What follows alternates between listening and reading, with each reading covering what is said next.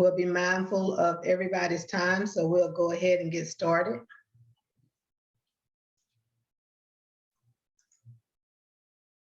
So I would like to welcome everybody to the vocal training. Thank you for taking the time out to get on this Zoom call so that we can help everybody in our communities that need this assistance. Did you want to start and say anything, Muwak, before I got started? Pretty much, again, just like Ella said, I want to thank everybody who made the VOCA application assistance, the VOCA team, number one. I just want to thank everybody. And then, if we could, we have a little bit of time, maybe we can go around and introduce ourselves. I'll go ahead and start. My name is Mu'adh Al-Khattab. Standing in place of our illustrious Deputy Director of Faith in Action Alabama, Onyemi Williams, who is out right now. That's why I'm on her account. But again, my name is Mu'adh Al-Khattab. I'm the organizer for Faith in Action Alabama in the Montgomery Hub, and chairman for the Peacemakers campaign here in Montgomery, and a loyal VOCA team member and student. Well, I'll go next. My name is Ella Shaquille. I work with Faith in Action Peacemaker campaign. I've been working with that campaign maybe about 3 or 4 years now. I work with the victim response team. And so I also am very happy to be a part of this team with community partners, different organizations in the strides that we've made. And thank you again for taking the time to get on the Zoom call with us for this training. Dana, would you like to go next? Thank you, Ella. I'm Dana Ellis. I live in the Birmingham area. I'm a volunteer with Moms Demand Action and a member of Faith in Action Alabama. And I'm really excited about this project rolling out and grateful to everyone who's here. Paula? Well, good evening, everyone. I'm Paula Wilson. I am co-chapter leader for the Alabama chapter of Moms Demand Action and a member of this team. And yes, welcome to everyone. We are so pleased to have your help in this important project. I think that's all. Did I see Sean? Would you like to say something? Good evening, everyone. I'm Sean Bozeman Watkins. I am a new member, a part of this team. I'm just glad everyone was able to get on to this evening to take this training, and looking forward to working with everyone. Awesome. Well, that's the team that's on here. And like Mu'adh has said, Onyemi Williams is out. She's our fearless leader. And in her absence, we will carry on. And so just to be mindful of time, I'll go ahead and share my screen and get started with the training.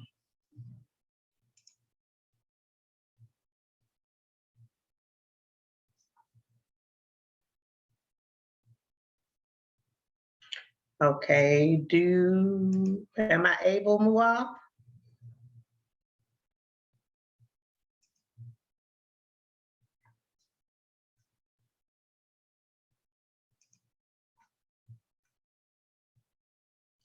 Mu'adh, I think I need to have the ability to share.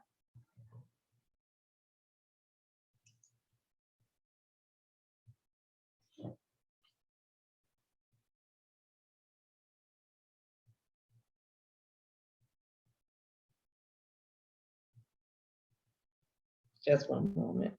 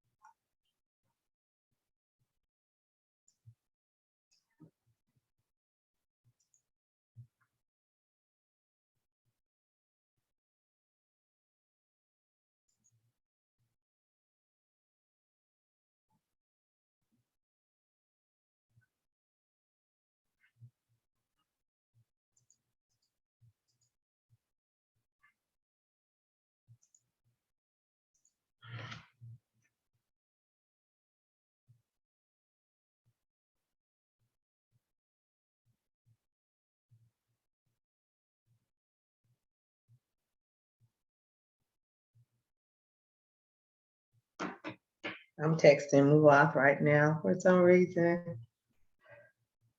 I need to be made the host.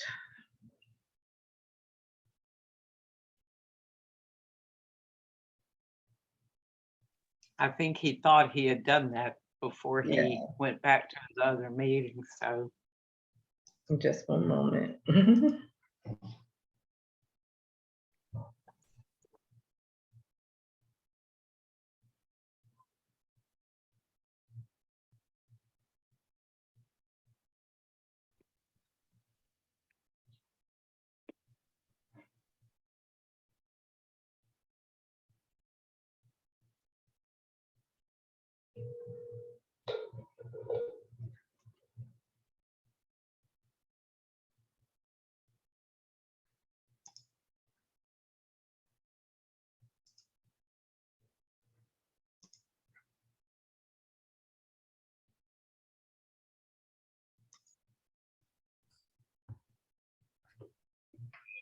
Muaf, this is Ella. Can you make me the host so I can share the screen on the Zoom call?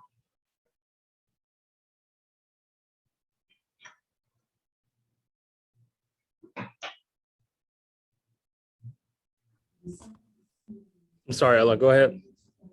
Okay, thank you.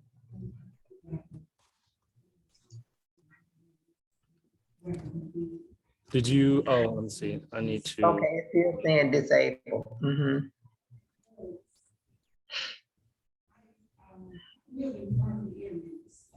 okay, I made you the host. My apologies. Is it allowing you to? It's all good. Yes. Yeah, No, it's all good now. thank you. Sorry about that. No problem.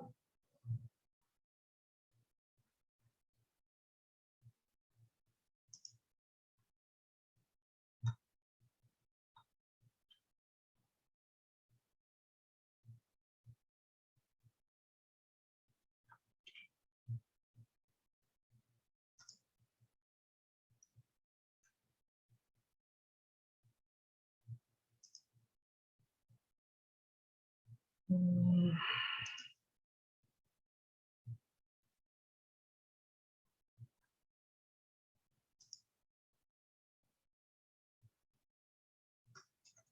Hmm.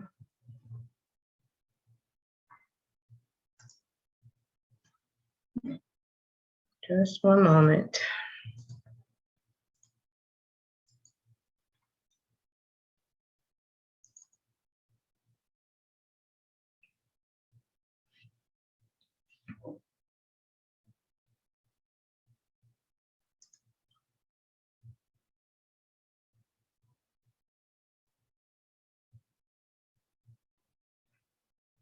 Hmm.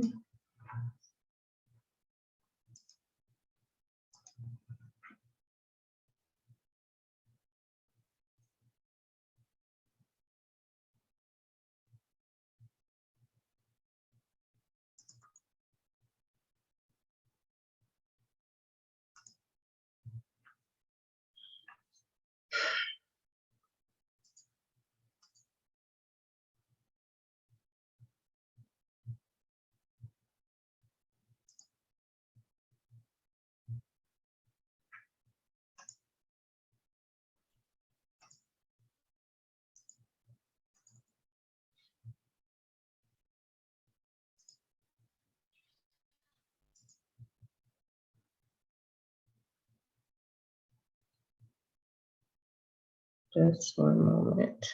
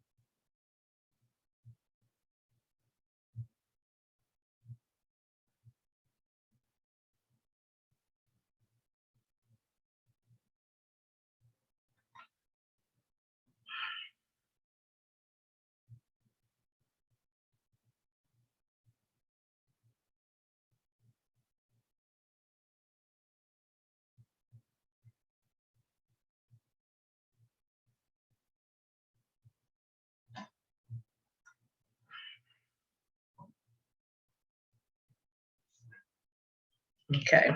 Can everybody see that? Yes. Thank you.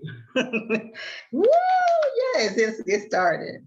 Like I said, we are the Community Victim Response Team. And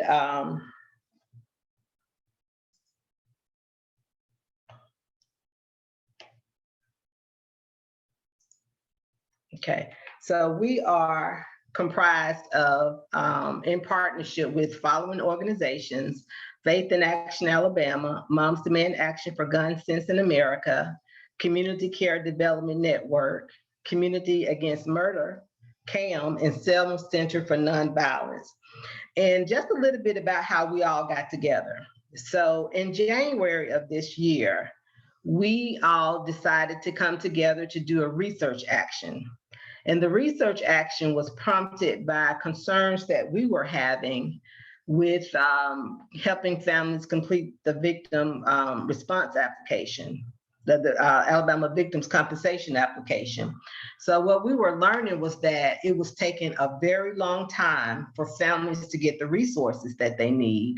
And it was also just a lengthy application. So we came together and came up with a set of questions after doing our research.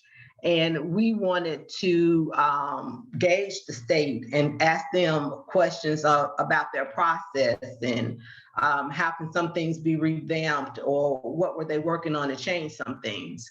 And so we reached out to Dr. Teresa Jones, who is the executive director at the commission office in Montgomery, and she agreed to meet with us. And so after meeting with us, she also agreed to do 2 trainings for us. And so we did that. We did a training in April and in May. Some of you all may have been on those trainings, or if not, they're definitely great references for us and for anybody that's doing this work to go back and refer to. So the training objective is we want everybody to know what the purpose of the hotline is.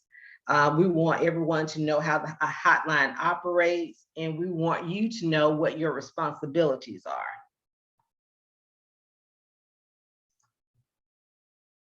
Okay, so the purpose is, of course, we want to help those members in our community that have been victims of incidents of violence. We want to help them get the resources that they need in, such a traumatic time. We know that the application, can be lengthy, and that's why we were trained on the application, and we have the training resource from Dr. Jones to always refer back to, so that we can assist these families. And our goal is to help them get the resources that they need, help them get the documentations that they need for the cases, that's their paperwork that's going to the commission office. Want to make sure all of that is in place. And then we also want to help them with additional resources that they may need, resources in their communities, based on what their concern, what they tell us their concern is, how we can reach out to in their communities to get these resources, to generate some type of a spreadsheet or a list or something of that nature, so that we'll know what resources are available in their communities. So what we want to keep in mind when we're speaking with the families, because we know this is a traumatic time, a very traumatic time that people are going through. And, it's just a difficult time to fill out an application, getting resources for one of your loved ones that has died in such a horrible way, of being a victim of violence. And so when I've had the experience, the majority of the families that needed this resource needed it for funeral expenses. And so they have to go through this process at that time, because that is an immediate need. And so you know, a lot of times it's just a difficult time where families, you know, when you're speaking with them, you know, they're very distraught. They may want to change, you know, they change the subject. They may need to take breaks in between times, you know, or even they may say, you know what, I can't continue this. Can we talk tomorrow? Can we talk another day? So just be prepared and have patience for incidents that occur like that, and they will. So how the hotline operates.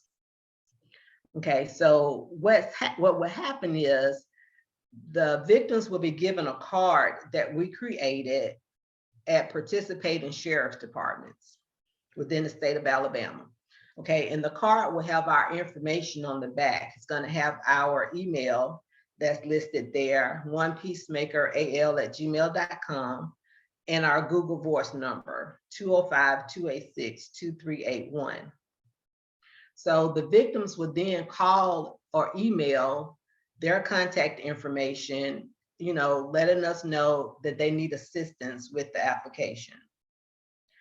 Also on that card is going to have a QR code, and it's going to take them directly to the Alabama Victims Compensation website. And that website would allow them to go ahead and print a copy of the application. So when you start working with them to assist them, then they will already have a copy of the application. And then in some cases where families may not, you know, have that access or be savvy to, you know, go on the website, there will be some participating sheriff's departments that will already have a copy of the application for the families. So when you guys start working with them, they should already have a copy of that application.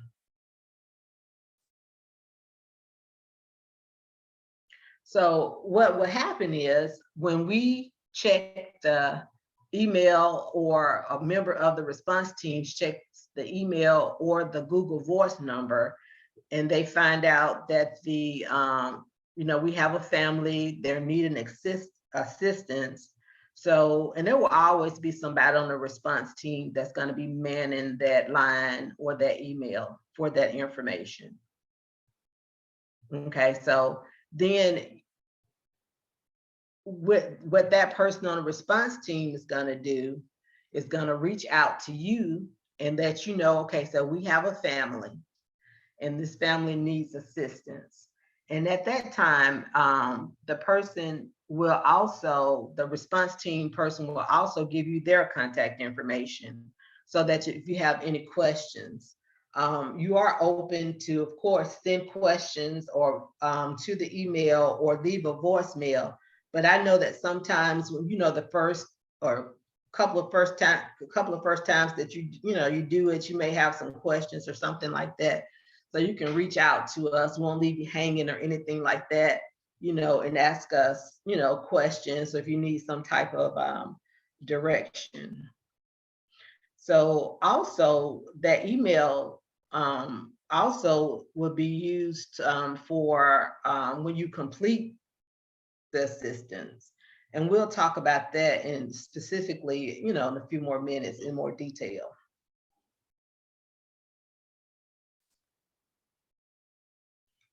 So what we're asking for volunteers to do at least 2 to 3, assist 2 to 3 families a month.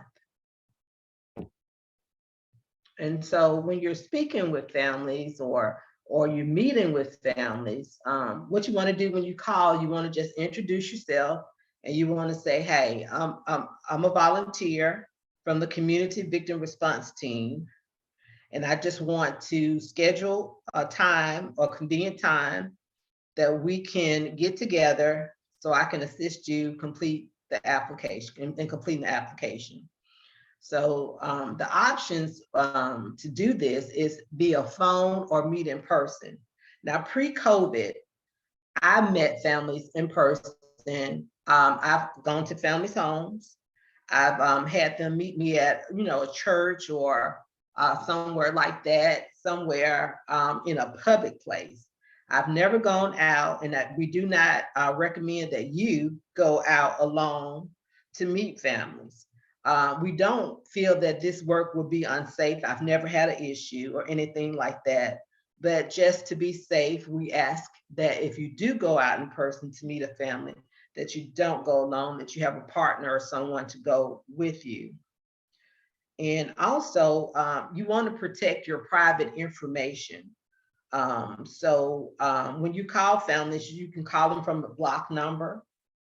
But sometimes when you call from a block number and it shows up unknown, people won't answer. So what I do is I created like a burner app, or from my cell phone. I use Text Now, and it's free. And you can go out and install it from Google, from your or from your cell phone Play Store for Android or App Store. And that's what I call families with. So it doesn't show up as unknown.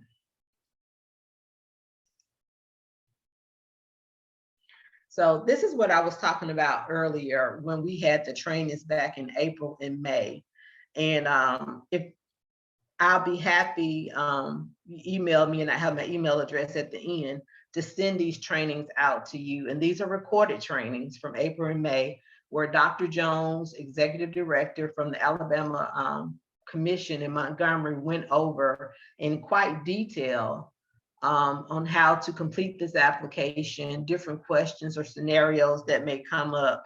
So it's very helpful, and it's something that some of you on here probably were in those trainings in April and May. But even if you were not in those trainings in April and May, it's something that you can go back and listen to and get a knowledge, or just have a reference. For me, for example, if it's something that I have a question about or something, I'm like, I think she talked about that in the training, I will also go back to it for reference. So it's just a helpful tool to always refer back to.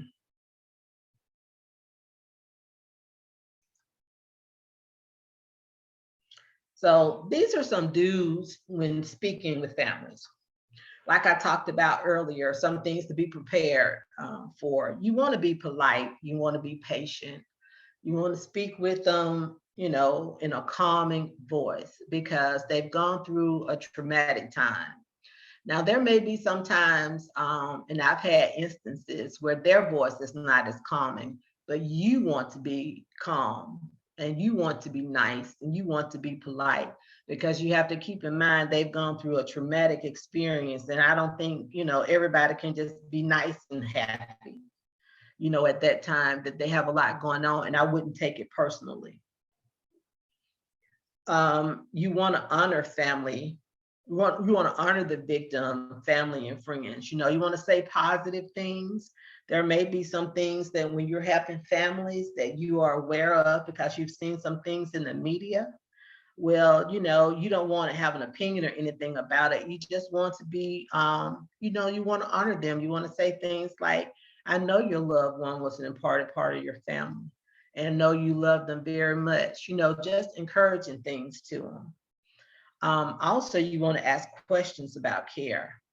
For example, you want to say, how are you? What do you need? And this is very important because this lets us know what additional resources families may need. I can recall helping a family, and the family, it was involved the death of a small child. And so when I asked the grandmother, who I was speaking with, I was like, how are you? And she told me, and I said, what do you need? And so she said, well, I need daycare.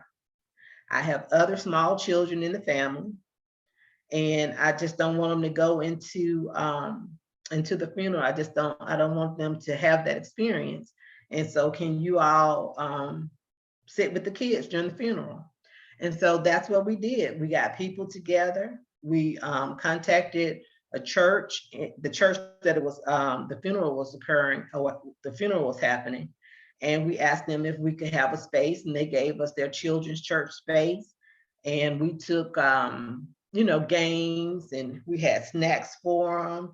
And when I tell you that day, Baby Shark was a hit, it was a hit. And so, you know, we baby sharked all day long. And we just had a good experience with the kids and having done that, you know. And so by asking that question, we were able to help her with that resource. And so there'll be times when you ask that question, it'll be something like that, or maybe something in more detail, but having asked the question, you know, it helps us help that family.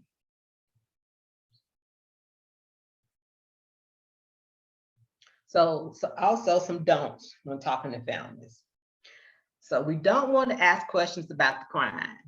We don't want to know anything about, you know, what happened, what the police saying, or anything like that. Our main focus is to complete the application. You know, and we do not want to invite them to church. You know, our main focus there is solely to complete the application, you know, no ministering opportunities, not saying that it's wrong, but our main focus is just to help them with the application. And we do not want to moralize or pass judgment. Remember, this is this person's a viable loved one, valuable part of the family. We don't want to say, well, you know, if he wasn't at that nightclub, this wouldn't have happened. We won't want to say anything like that. Our main focus there is just to help them complete the application. And we are going to be privy to information when we help families, but we do not want to share that with anyone outside of this response team. And just to remember, our work is confidential.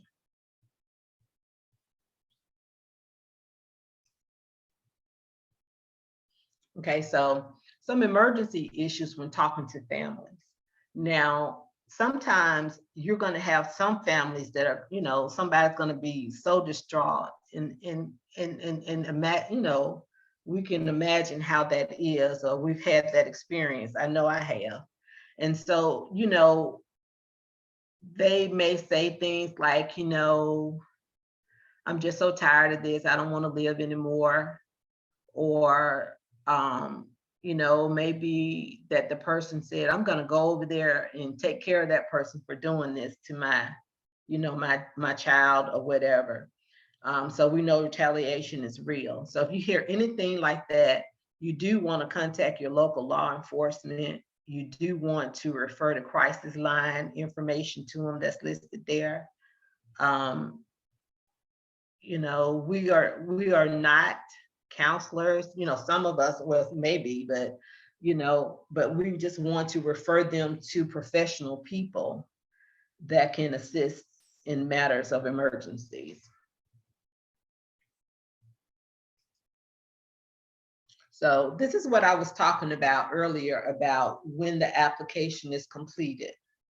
So when you're finished with the family and y'all have gone through all the process of completing the application, then you want to email the date, the name, the start time and end time. And that's important because that's really one of the reasons why in January we had the research action, is because noting that length of time to complete the application, you know, made us really think, hey, this application process, as far as the length of the application, is too long because, you know, it's taken us so long to do this, you know, separate from the times we had to stop or whatever, it's still a long process.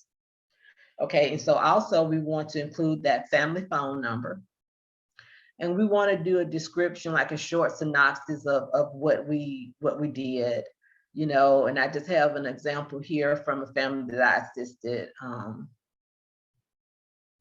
And then also, if there was a follow-up, and it was a follow-up with that case that I did talk about earlier, where we had to, you know, call the family, set some times, and you know, get some arrangements for daycare, and maybe some things that, you know, questions like what the kids like to eat, that kind of thing, that type of follow-up.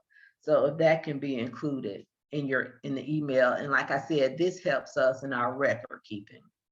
And this helps us to see if maybe we need to do some more research actions, if we need to ask some more questions about the process from the state office or anything of that nature.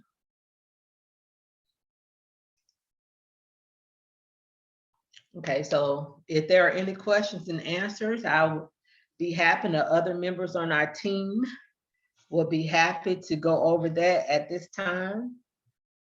And then, like I said, here's my email address. If you need a copy of this PowerPoint, if you need a copy of the April and May trainings or whatever, I'll be happy to email those to you.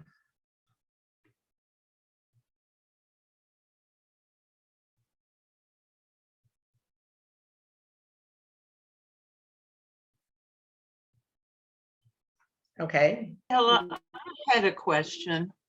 I'm sorry, I should have raised my hand. Do Lindsay first. Hi, Lindsay.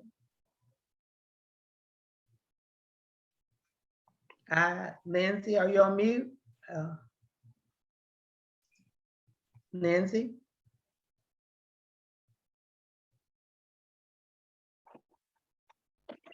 Lindsay? I think you muted, Lindsay. Can you unmute?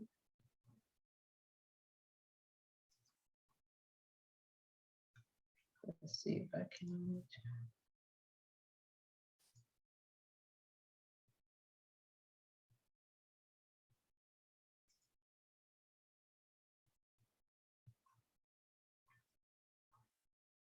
I don't know if she meant to raise her hand or not.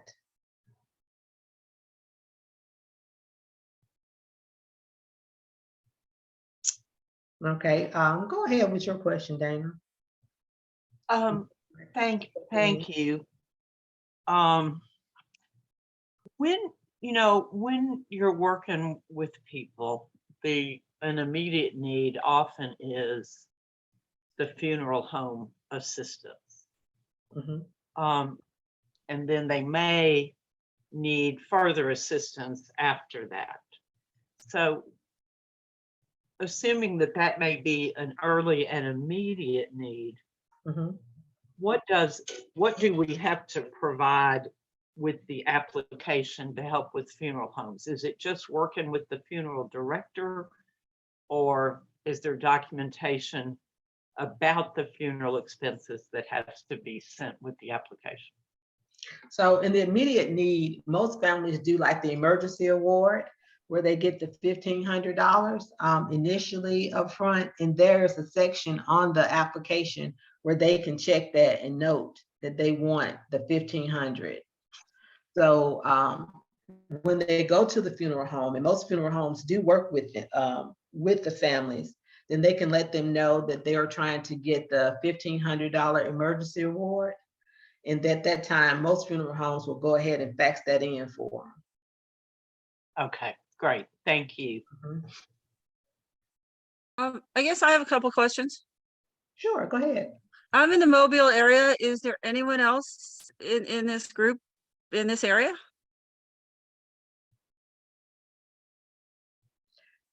Don't know of anyone on the team that's in the Mobile area. I'm not sure if anyone that's on now that's in that area. If you would let Lisa know. Yeah, because you say don't go alone. I really don't have anybody to go with unless there's somebody around here. And yes, I would like to get this presentation. I would like to get the trainings. But I'm also curious, is this just for immediate needs, or are there follow-up things that we can do for them? Maybe they need, psychological counseling. Maybe they need something after the funeral. Okay, so what the application offers like $15,000 in compensation. So the immediate need I spoke about is when I deal with most families in my community, is what they need is the funeral expenses. But once they complete that application, and there's a section in the application that deals with counseling and things of that nature, they can check that information. And so as long as they have the resources on file, as like say they get the funeral expense and that's $5,000, and they have $10,000 more left, then they can use that toward anything else that they need, lost wages, counseling, or whatever. So as long as they have those funds, then they can gear that toward counseling. Now, if you know in your area, if they ask you that, if you know of a counselor or someone in your area that you think, that they may be, may like or go to for grief or something like that, then sure, you can recommend that. But as far as the payment or the resources, it would definitely come from the compensation application funds. Okay, thank you. If y'all hear of anybody else down here, could you ask them to contact me? And sure, and then, with COVID, Lisa, with COVID going on right now, the last couple of times that I've helped someone, I've just done it over the phone. So, Well, I was wondering if I couldn't do it, virtually or on the phone. Yeah, that was another question. mhm.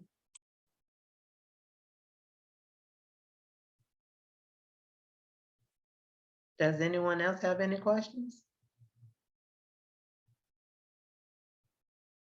So we're all geared to go. I like that because we do know that teamwork makes the dream work.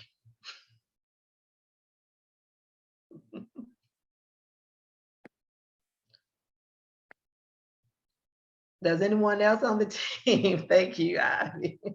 Does anyone else on the team have any questions to ask or any comments to make, response team? Hey, Miss Ella, this is Sean. I have a question. Sure. It's gonna be kind of outside of what you went over in the PowerPoint. Okay. Okay. I noticed in my email that I got an email today from St. Clair County Sheriff's Office. Mm-hmm. Okay. And I'm gonna read the email and you can help me out on exactly what I am to say or do. Okay. Okay. It says, good morning. I am the PIO for the St. Clair County Sheriff's Office and would love to find out more information about the CVRT and what we could do to participate. Thanks so much. Okay, so the reason, why you got that email though, right? Because I'm a part of the team. You're part of the team, and when we had our meeting, you and Mua stated that you would want to be the contact. Okay. For sheriffs that want to be involved. Okay. Okay. Okay. So when we generated our flyer, that information was on there, so that's why they contacted you. Okay. So if you would email me his email address, or me and you can get together, we'll just basically, what's on that flyer kind of described it, but we'll just basically let them know that what our community response team does, that, we have volunteers, and our volunteers are here to assist, people in the community, like people that come to the sheriff department who may need this resource when they've had a situation of being a victim or someone in their family, and so for them to actually to reach out to us with our contact information and let them know that we can assist them with completing the application. Okay. Yeah, and So Ella, if I could jump in, I'm sorry. So yeah, I'm glad you said that. It looks like I came good time. I actually received a call earlier today from a sheriff's office about the same thing. They heard about it. And so yeah, if possibly me, you and Ella can get together, I think we can come up with maybe some type of a generic script. But also Okay. I think that at least with the sheriffs anyway, we can tell them that we have these crime victims, crime victims response team cards that they might be able to give out when victims are seeking assistance. and that way they can call the number, and then that way when they call the number that was that's on the card, and I think it even has a barcode on it. That way, whoever people can, when we assign, people can check the message and then follow back up with them. I think at least with the different sheriffs, we can basically tell them that we have these CVRT cards that they can make available to victims who are looking for assistance. Do you think that they got our contact information, Muaf, because the flyers have already gone out to some of them? Oh, you're on mute. You're on mute. Sorry about that. That's okay. Yeah, Friday afternoon, I dropped off the flyers to Sheriff Jones. So it's possible maybe even within the sheriff department that they already started telling people. I wonder. So yeah, because again, I got a call already, and I know the convention doesn't start till the 31st. So Right. So awesome. So we'll have to get on that to make a generic template about what we're doing, so we can send that out, because I anticipate more people, more sheriffs probably contacting you guys. That's awesome. absolutely. Matter of fact, I think I need to probably go ahead and print up some more cards just to have some on hand. Yeah. Okay, awesome. Okay, so sounds good that the three of us will get together for that. Okay, thank you. So quick, so fast, awesome. So that lets us know it's a much needed work in the community. So awesome. Excited about that. Yeah, and I'm gonna steadily seek volunteers so we can have a good base of people to help and assist. And recording of this training, I think, is going to be helpful also. Awesome. So like I said, I hope everybody's got my email address down there, and you shoot me an email. I will shoot you the PowerPoint and the trainings for April and May. And you think the training for today, Muaf, will be available? What, tomorrow maybe? Yeah, I think it so usually just a few hours after it's done, it sends the recording back to the iCloud. So I'll just check on the Emmy. It'll I think, yeah, by tomorrow it should be available. We can send out the link with the passcode for people to review. Awesome. So we'll get all of that information out. And look forward to, if you have any more questions or additional questions, please feel free to hit me up, and we'll get started on this very important work in our community, because I've seen in working with it since 2018, I've seen the benefits and the effects that this has on families, much needed resources that, to help assist families. And so we get the word out that it exists, because sadly enough, a lot of people, they don't even know this exists.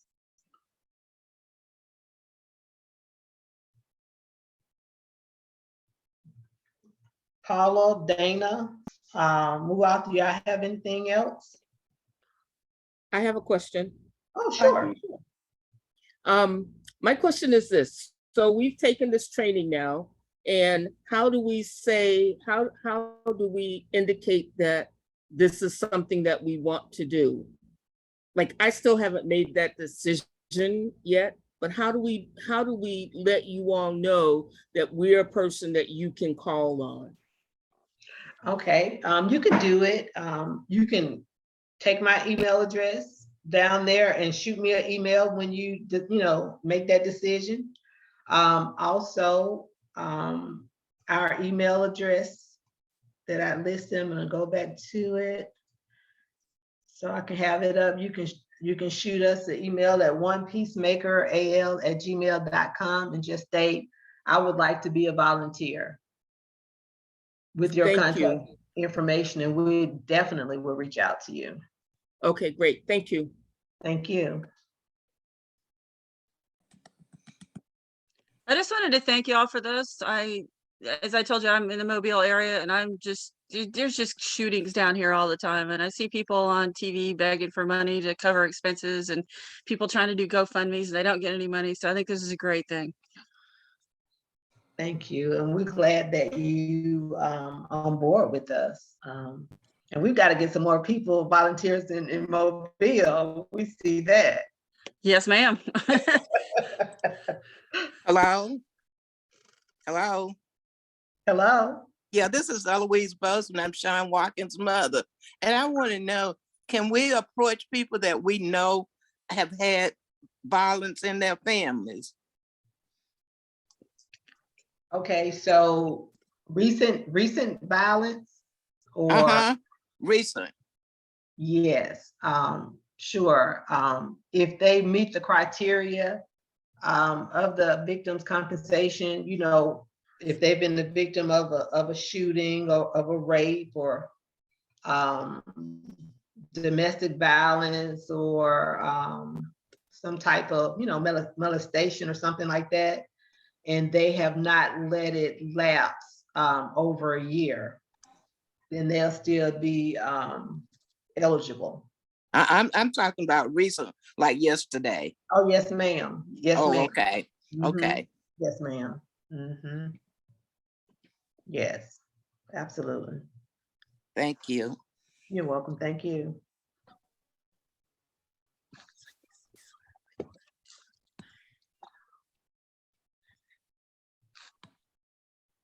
Ivy Tillman, I see you had, is this your hand raised or? Oh no, I think that's something on the back of your wall, isn't it? I'm sorry, I thought that was a hand raised. That was my hand raised, but I had Oh. already asked my question. I just forgot to lower my hand. Oh, okay, okay. Thank you. Thank you. Ella, you've done a great job with the training tonight, and I'm particularly excited that apparently the word is already out to the sheriffs. So Yes. for people who want to recruit some people they know, I'm thinking particularly of the person in Mobile. Of course, there's a Faith in Action hub in Mobile. There may be people there. They would also write you and say, this person needs, well, what would you prefer? Say I reached out, a friend of mine wanted to take the training. Would you prefer that you get the email directly from the person who says, I've heard about the community response team and I'd like to get trained, and then you would send them the recordings? Or do you want that information to come through me? Like if I said, Ella, Jane Doe would like the training, here's her email address. Do you have any preference about how we build the team?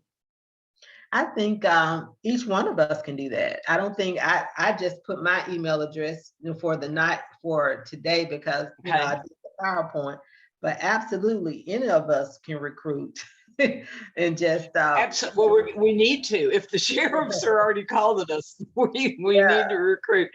So maybe actually the one Peacemaker AL would be the best. Maybe that would be the best email address to use as we recruit new people who are interested. And we can also, we had about 100 people take the training.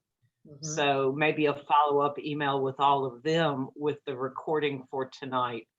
And we have done that. Onayemi and I, we've sent the recordings out to some of the people that took the trainings. But if we missed anybody, of course, we can do that again. Sure. So will an email to Ivy's question now, will an email go to everyone who took the training to say, we're now getting ready to be up and running. Please indicate your willingness to be on the roster for assignments? Sure. Does that make sense? Yeah. Okay, great. I'm excited. I think we can help a lot of people in Alabama. Absolutely.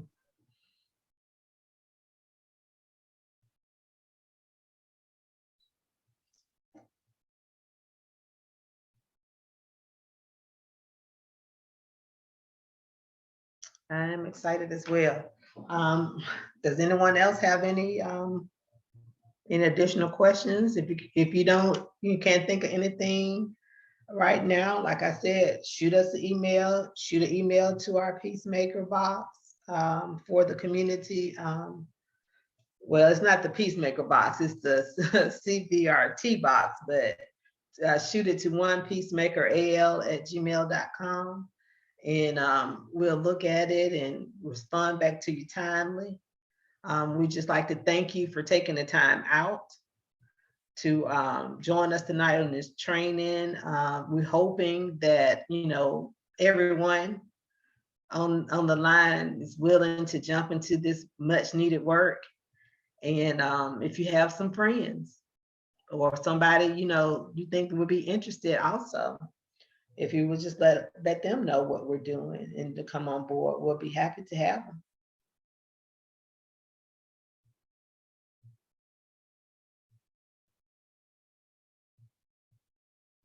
Well, if no one has any questions or any additional comments, we'll be mindful of everybody's time and look forward to communicating and talking to everyone and getting our hands, in this work. Thank you. Thank you all, and I hope you all have a great evening. Thank you. Same to you, Miss Ella. Thank you.